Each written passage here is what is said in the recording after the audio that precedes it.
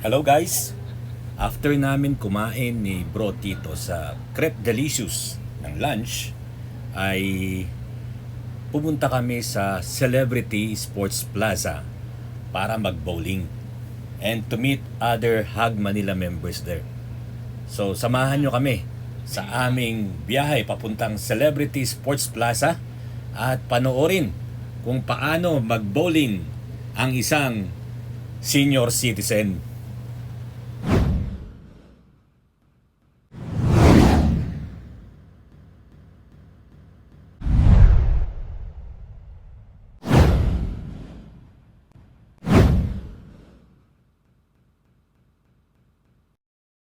Saglit lang ang biyahe namin mula Petron La Vista sa Katipunan papuntang Celebrity Sports Plaza. Dito ay member si Bro Tito kaya medyo discounted yung price namin. At yung guest mas mataas ng konti kaysa sa member. But then as compared sa ibang bowling lanes, mas mababa pa din.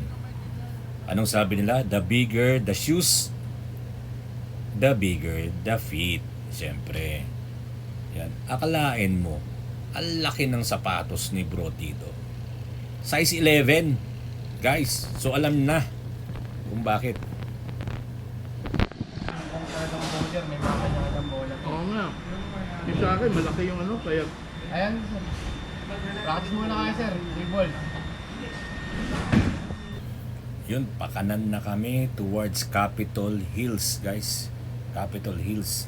At alam nyo naman, dito ang Celebrity Sports Plaza.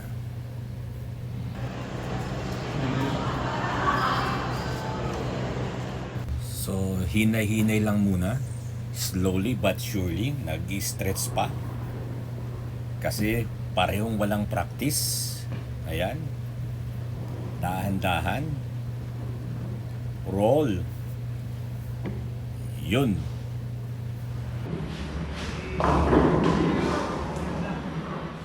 Yun, medyo nakukuha na. Tunog strike. Ang daming tumumba, di ba? Dinig nyo naman yun. Ito sa may gate ng Celebrity Sports Plaza. So, hindi ka makakapasok kung hindi ka member, ano?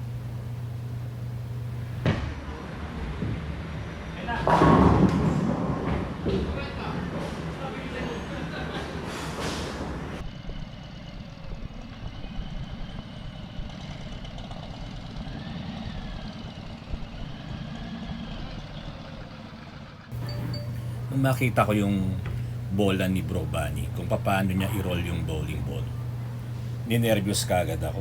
Pang professional, mga bro.